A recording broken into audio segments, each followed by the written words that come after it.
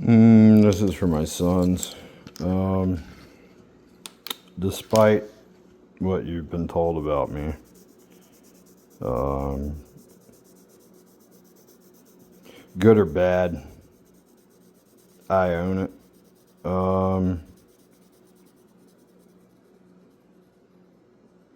There's a reason why you were told whatever you were told about me, good or bad. I always loved y'all deeply, deeply. There hasn't been a single day of my life that has gone by that I haven't thought of all three of you, all four of you.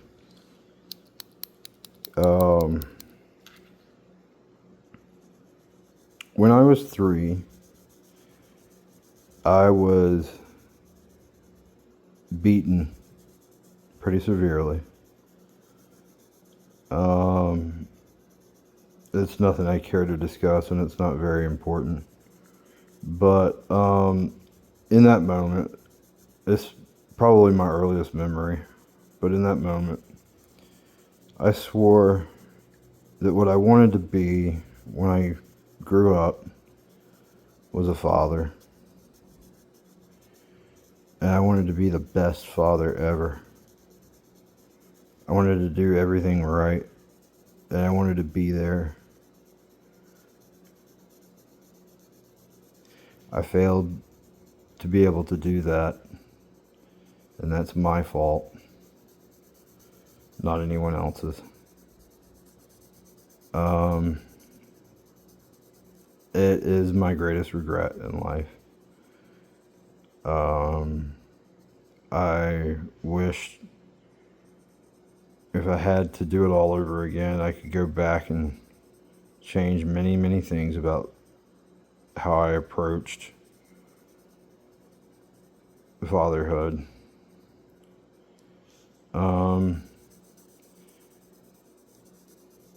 With that being said,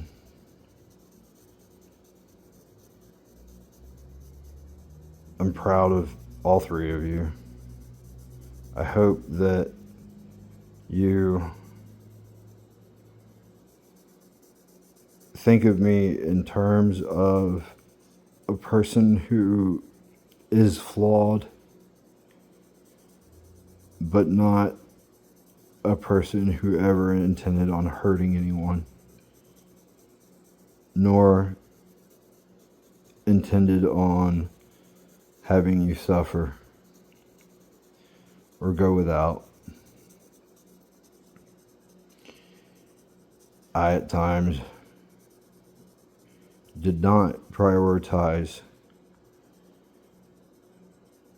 paying child support like I was supposed to. I felt that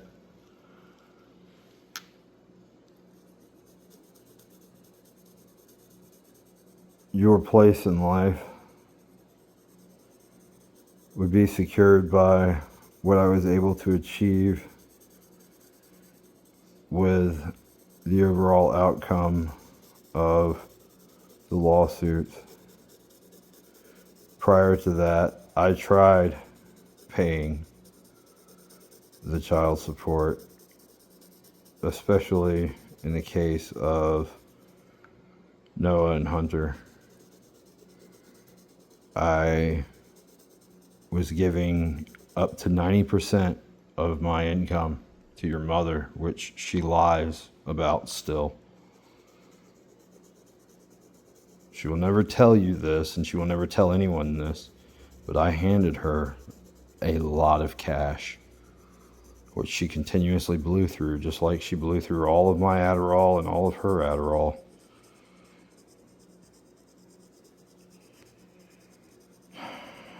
Your mother is your mother. She's a flawed person, as I am. I want you to know that she does love you very much. You are a priority for her. She's had her own problems in life that she's had to deal with or run from. And these things have oftentimes taken a toll on her that most people would never understand. I ask that you not sit in judgment of her for having removed y'all from my life. She did so at the request of her mother, and you should feel free to absolutely, positively have nothing but utter disdain and contempt for your grandmother, known as Oma or Carol. I have absolutely no love lost for this woman. Early on in my relationship with your mother, she made a pass at me for which I denied her. And ever since then, she's been quite nasty about her opinions of me.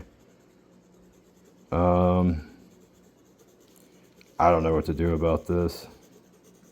I don't think there's anything that can be done about this. She's not someone that your mother's really capable of saying no to. And your mother, if she doesn't follow suit with whatever your grandmother says, there's consequences. And she's proven it time and time again. And, yeah.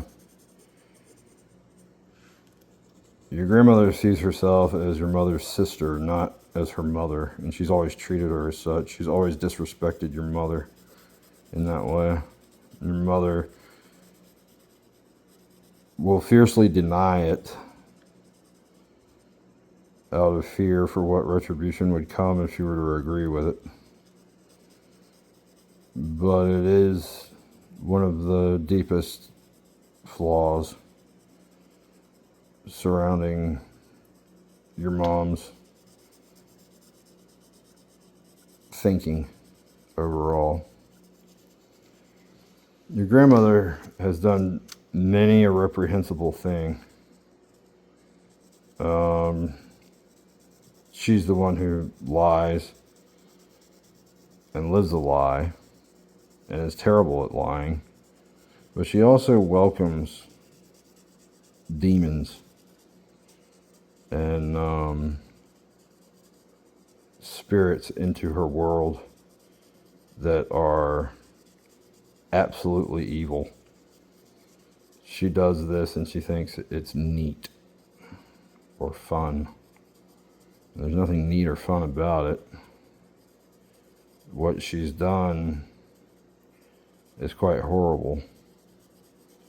And she believes that communing with the dead is something that she's always capable of. However, I don't think it comes from a place of goodness. I think it comes from a place of evil.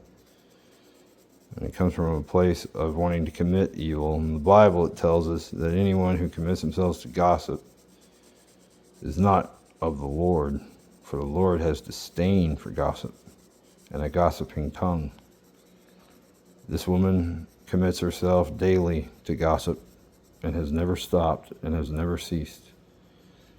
She's never let up, and she is the number one person that will talk about you behind your back while smiling to your face. You never trust her for any reason as you get older. She is the ultimate reason why a lot of things have gone south in my life. If I had not turned her down, if I had chosen instead to bed her as I was with your mother, I don't think this would have played out this way. I think that she would have been quite satisfied with herself. And she told me the reason why she'd come on to me was because her daughter had taken away her husband and ruined her dreams. So she was giving out just deserves when it came to me and your mother. There's a reason why your mother had children with me, but not anyone else. With that being said, I ask you to keep your distance as much as possible from your Oma. Do not take after her.